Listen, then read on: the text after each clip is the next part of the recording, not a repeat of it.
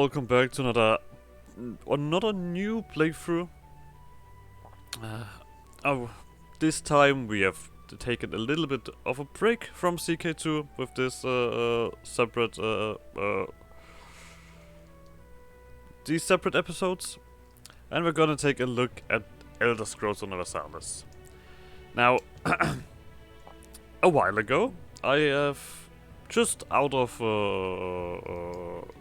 sheer randomness just said, you know what, I could take a look at this mod again, and like start it up and just take a look around at everything. And of course, with a lot of things changed and everything, I didn't really play it. I just basically do what I often do, and just like take a look at everything and the possibilities and such. Basically, 2 days later, the mod maker wrote me on Discord and asked if I ever would make a playthrough of that, and I was like, well, sometimes the stars align and everything. Well, we did have a bit of a conversation, and I did ask him a little bit about the stuff, and well, I guess the playthrough has been decided. Either way, I don't know really anything about the Elder Scrolls universe at all. The only thing that I know about it is over memes and such. That's basically it. We of course are gonna start the earliest start date, or at least what the earliest start date here is. What I would know is that there's elves here. There's, I think, also elves here. There's cats here. This is the north, basically. And that's basically where my knowledge stutters. Oh no, the curved swords are I think around here. Anyway, I basically asked him a little bit about like some interesting nations to play. And in the end, my decision fell upon the Nighthollow clan. So we're gonna jump in with them, take a look around everything. We'll see how far I'm gonna get with this playthrough. Either way, we'll see. For now, let's jump right in. Now, the Nighthollow clan, they are vampires. And they have a little bit of their own stuff going on. I'm not sure how much flavor is in all of that overall. Like, basically meaning events and such around. But that's basically just something that I'd have to see throughout the game, really.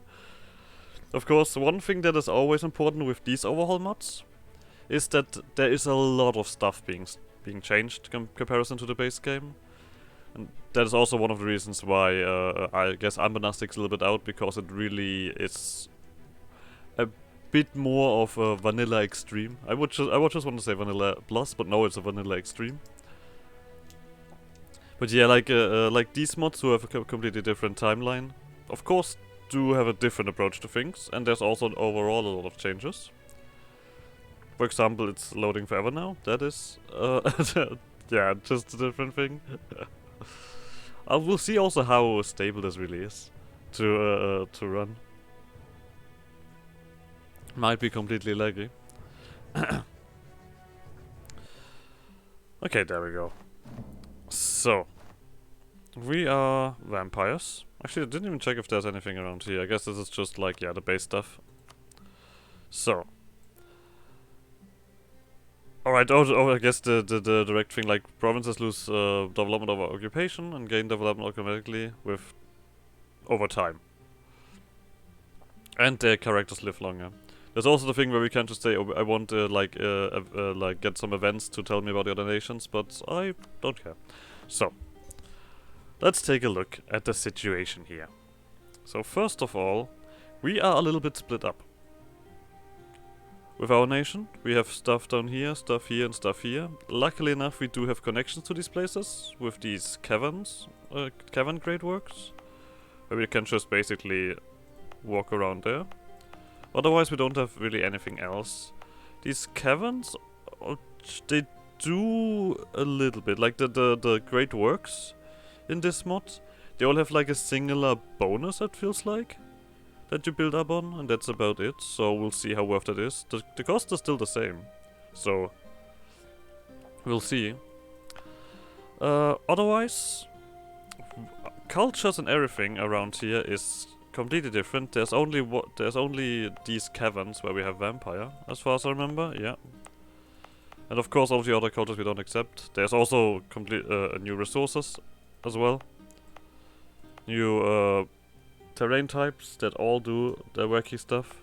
I think the best thing that I saw, or at least in our territory, wasn't there the woods over here. They actually have a reduction in stuff. Otherwise we just have hills and I guess there was not a woods here. Yeah. We have hills. There's more woods. And woods is different from forest. Tundra? Actually Tundra also has a development cost reduction, but has some other penalties. Either way. We probably will also have some outstanding goods here, for example here.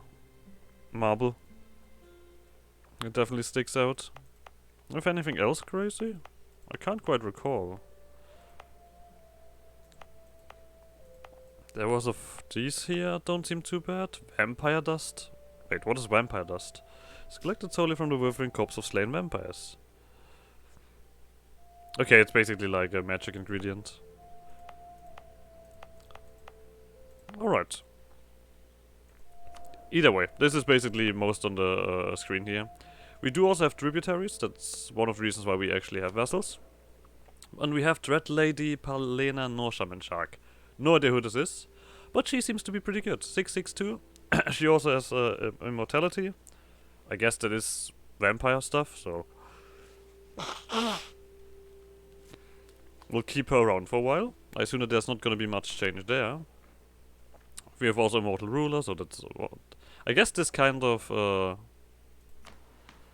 not sure how redundant this is to have like both of these, but who knows. Another thing about this mod is you get like modifiers depending on the skill of your leader. Their admin skill, construction cost, autonomy cooldown, and monthly reform progress. Advisor cost, aggressive expansion, and liberty desire, and then morale of armies and manpower recovery speed. Absolutism is also immediately unlocked, and we seem to have above 100, so I guess that's cool. So we'll just let that run. There's also a lot of different government reforms and everything, and the first government reform we actually have to decide on, because the game doesn't lock you into one. And yeah, there's a lot going on here, so we'll see. I think the best one that we can choose here is the elective monarchy. There's also the autocratic monarchy, which enables the militarization mechanic and has some modifiers, but I'm not a big fan of those modifiers. I mean, the militarization mechanic itself probably would be interesting, but this one here, I think also is just a lot better. Elective monarchy gives unrest reduction, Diplo reputation, 2.5 Diplo reputation at that, 3 Diplo policy, and some governing capacity. So yeah, we're gonna immediately activate that. We also immediately get clergy, traders, and militarists. And I definitely feel like that we want to have the militarists in charge. Or the traders in charge. I mean, the militarists are also nice with the manpower recovery speed. And I guess if we want to convert stuff, we want... Okay. Overall, they don't seem too bad. All by themselves. We also get these mechanics here. This one is just... we'll raise development in one category. In one province. This increases with our admin skill. This increases with Doplo. This with our military. Raiding parties just gives us movement speed and attrition for enemies. And raise brigands is actually a special unit regiment that we can get. So we'll see about that. We do make a decent bit of money as well. Mainly through taxes, but money is money. At the same time, trade-wise, we seem to be in not the best position. Especially because our territory is a little bit split up, but we will organize all of this over time. Of course, tech is also a bit different. And we are at the very beginning of all of that. We actually have our unique ship types, and that's rare, right? That otherwise it's usually like the same ship types across the board, as far as I recall. Might also be mistaken there, but still. Unique ideas are also in here, so we'll have a look through that. I feel like this is gonna be a lot of work when things come around. But we're gonna do one step after another. For now, let's actually take a look at the traditions. We have looting speed and movement speed. It's quite pleasant. Some daily prestige. Morale of armies, land force limits, manpower. Like we get reduced max manpower, but we get manpower recovery speed. I'm not sure if that is, if it would call this a bonus. Shock damage, production efficiency, idea cost and justify demands, state maintenance and state governing cost. That's nice. And a growth expansion. We of course are gonna read through these when we unlock them. It's just you need 10. Wait, you need to unlock 10 more ideas from any idea group to unlock the next national ideas. Oh, okay. There's a bit to do. Good to know. Let's skip that mission tree for now. Let's do some other stuff. So one thing this mod also has is you can reduce or like or what was it to reduce the number? No, we basically have ways to transform our points into other points. Or like points into manpower, money into reduce inflation, or increase inflation for money. A lot of options is what I'm saying here. We can always switch these, but we're not gonna turn those off. Form Tamriel. We'll see about that. Ecological expedition. Don't know what that does. We'll see. We can use money and manpower to dev up, which I also like. We also have the vampire purification, which is just good old-fashioned. Yeah, we brute force our culture. We also have these Dwemer influence spots here. But I'm not sure if I want any of them, because both sides seem to be heavily penalized for bonuses. Actually, the increased influence, I'm not sure if it has like any influence later on, but for now, and we could turn that on when we have the first tech coming around, and then we'll see. Same with the vampire purification. I don't want it now. I want to kind of first of all get an idea of how costly everything is before we jump into that. So, next step.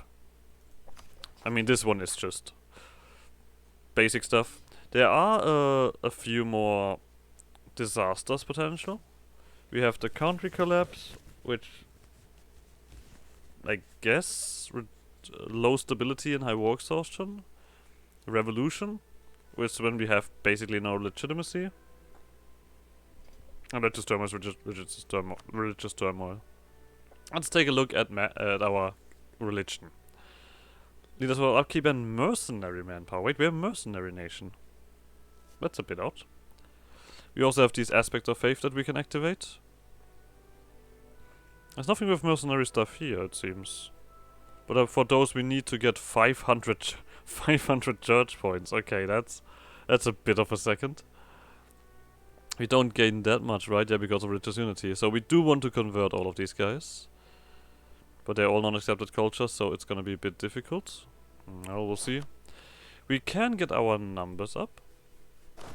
Now, of course, we already have artillery unlocked. Are they any good at the moment? They are not. They're basically infantry. Of course, they would help with the siege, but overall, I assume that the flanking is still the same. So let's. Oh no, wait, do we have to? I guess we have a lot of money. Let's get to that at least. Yeah, why not? Our vassal, not our vassals, our fellow tributaries over here. Let's take a quick look through them. I'm not a big fan of tributaries overall. I usually try to get rid of them because I might as well hold this territory on my own. Is what I usually go for. But I think we are gonna have to make some of them happy, because they're currently fairly unhappy. Estates. There is like this is like always the thing. Like I said, with these mods, with these who change a lot of things. You need a second to basically chew through everything.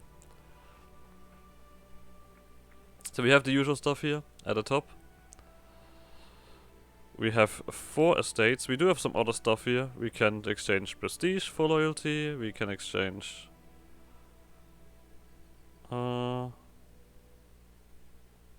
Okay. Not sure what that even does. It just tells me what needs to be true. Granting loyalty of the former ones. Oh, we will seize funds from the loyal states and give to the disloyal ones. So basically, we even things out. Okay. Purge opposition is just like a heavy reduce their influence. Absolutism for happiness. Current policy, that event is gonna pop up soon, so we'll see that. And expand officer core, which just... Wait. We reduce army tradition, and we gain 100 mil points. That is a little bit sizable. Sure. Alright, what do we have? The commoners. There's always like this upside and downside with these things. Curvy labor. Press gangs. I mean, of course, some of them increase absolutism. I assume there's also some that reduce. There's bread. Just straight up bread. Here. Gives loyalty and manpower recovery speed, but reduces taxes. Oh, we'll see about that. I guess I could activate it. Public games, which is just like a quick boost. What else do we have here? Integrate aldermen. Elders and town council are invited to present grievance. Okay. Brigands. This one where we get our special... we're gonna take a look at that soon. But I don't think we want to activate anything at the moment from these guys. Core creation cost, but admin efficiency goes down. No. Like, I feel like some of these we can just happily ignore, right? Priestly emissaries could be interesting. Courtship lane. That one is just a good idea, right? Inquisition is the same. Independent temples as well. These are all like, I'm not sure how, I mean, I assume that goods produced is still a good modifier here, so. But I think at the moment I don't want to activate anything, I want to get everything organized first. Or do I? I mean, like, we can just activate these things. They don't cost me absolutism. I mean, this tolerance change here doesn't do much. Oh, it yes, okay. And activating privilege actually costs me points. Okay, then we're not gonna do that. I'm still gonna take a look for everything. Patronage, institution spread and breeze decay, leaders of upkeep. Nah, this one is not worth it. Tech cost and reducing advisor cost could be interesting. This one is not interesting. And there we have where we just improve the infantry or the cavalry. Host tournaments, this one could be interesting. But when we have money, then we just have Council of the Nobility, where we allow them to pursue agendas. We'll take a look at that. We also have slaves. Seems like we have slavers here. We can basically turn them into completely dominated, slave soldiers. You know, all of the positive stuff. Oarsmen, gladiator slavers. Regulate the slave trades. Ensure rights of the enslaved. Recruitment time, that's about it. That's a little boring. Yeah, but like I said, we're not gonna activate anything because it costs us points. But we're gonna take a look at that later on. I feel like point management is gonna be the first thing that we need to do. I did want to check these brigands out, just to see. We can also have special cavalry. They just deal more shock damage. Okay, I mean at the moment I don't think I want that, because we can't even have any, so I guess that doesn't matter either way.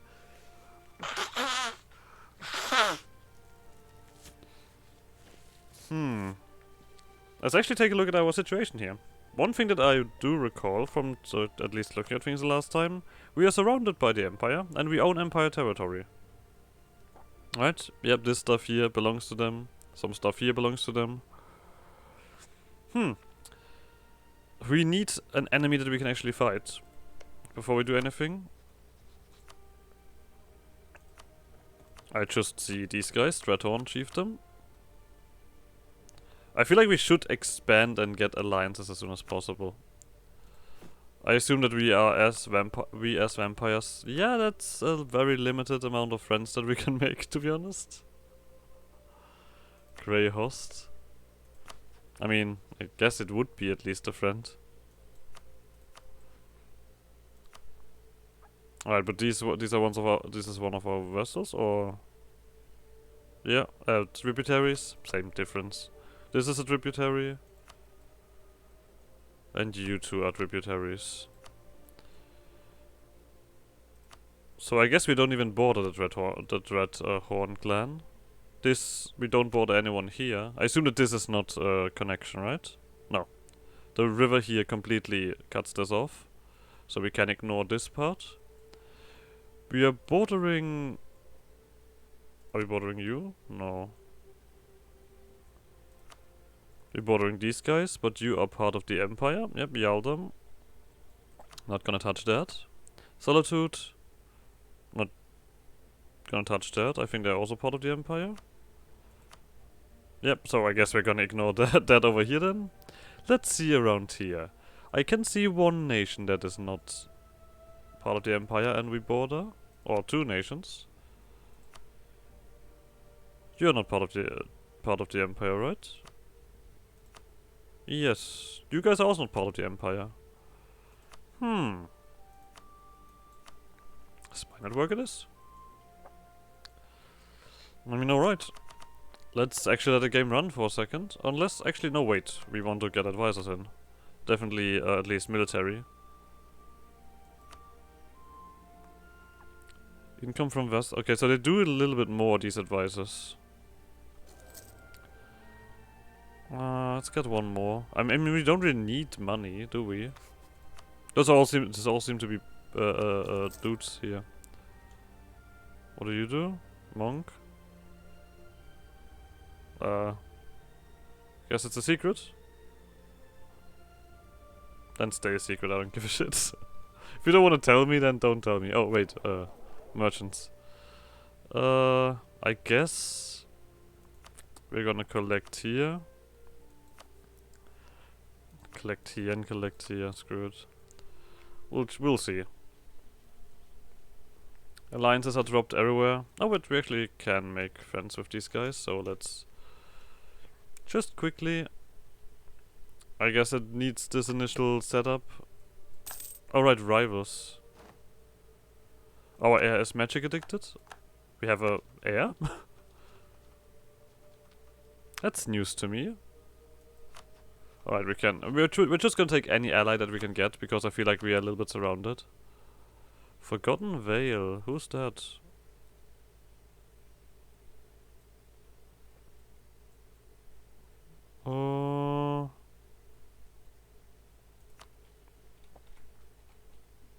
I guess I. Who the hell is this? All the way over here. I guess I take you as a rival. I mean, surprising that I can't pick anyone else as a rival because I am not that strong, really. Is anyone else gonna pick me as a rival? Wildspear Clan? Sure. I'm just taking a look. Okay, there we go. That is a little bit better. Alftand or Irktand? Because those were my targets. Yeah, let's pick you. So. Maybe that's gonna change when we get our the rest of our units in. For now, yeah, it seems like a lot of people pick us as a rival.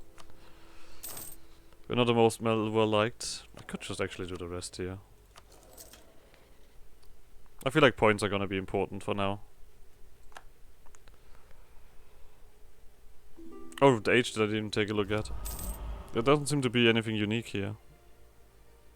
Admin cost, admin tech cost, mercenary manpower, global trade, income from vessels, sailor, Nothing completely crazy here, so I guess nothing that we necessarily need to push for. Do we?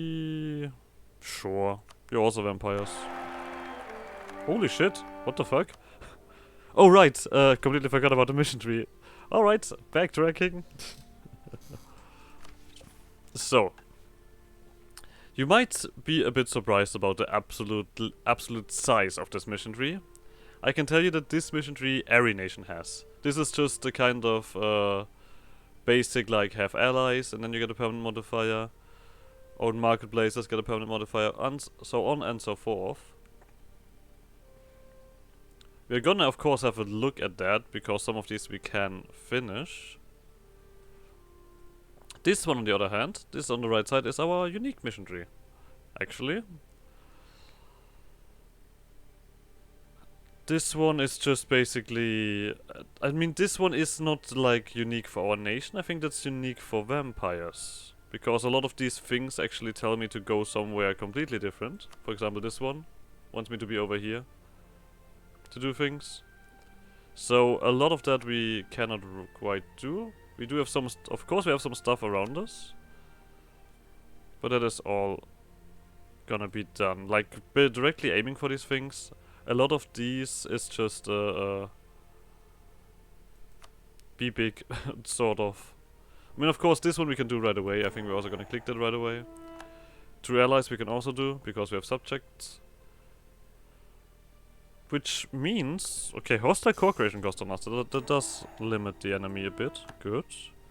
So this one is be at war and have a lot of war score, and it must be against a rival. Okay. This one is just have a free stability. Okay. There's also these down here. These missions where you just need to own a certain a set of provinces. To just get permanent claims on the... No, wait.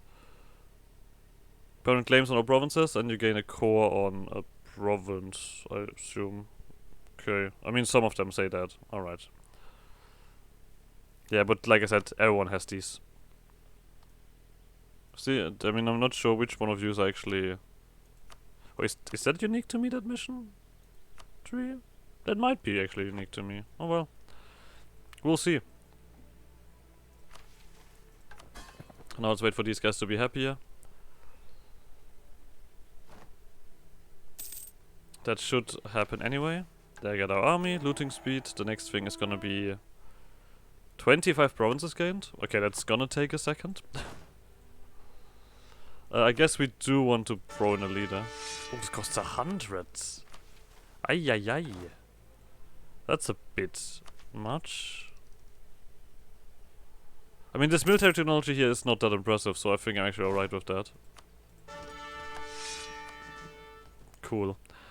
Maneuver boys. I assume that you guys all ally up with someone. Sulft. And you are actually leading a trade league. That is not that cool.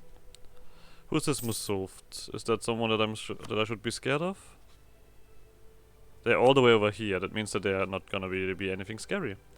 We do also have rebels popping up, but there is a very low amount of those. So yeah, I think our first activity will be this conquest here. I guess I could take a look at this about the Empire, because the Empire is actually fairly tiny. They have more electors than they have actual members. Or like other members. I mean, I guess manpower recovery speed wouldn't be too... Oh, it's cost... No, let's leave these factions alone as well. That costs a lot of mill points overall. We're not touching that. Wandering caravan policy. So we can basically be like very open to the wandering caravan, we can be closed off to the wandering caravan, or we could just say I don't care. And I think we're gonna definitely stick with I don't care.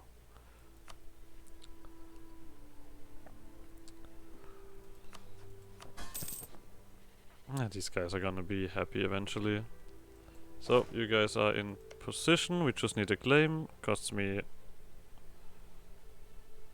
economic growth, oh well. We're gonna just go for one claim right away. Let me also just quickly see about... just being a little bit more safe, as always. But yeah, I think I want to jump these guys as soon as possible. So. Oh wow, actually. Now that I look at the time. I mean, I guess I can start this war, at least. So nobody else joins that? Good. You have no fort. I think we're gonna, of course, immediately try to run your armies down. Oh, well, I guess they are here. We have a bit more discipline. No, wait, this is you. No, wait, this is me. Oh, there's also like this morale thingy here, which I find quite cool. Okay, so we're winning that. That's good. That's a good bit of information. Let's chase them down.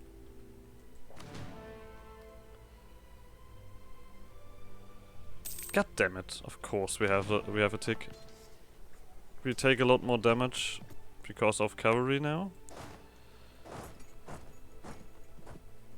Good. Alright.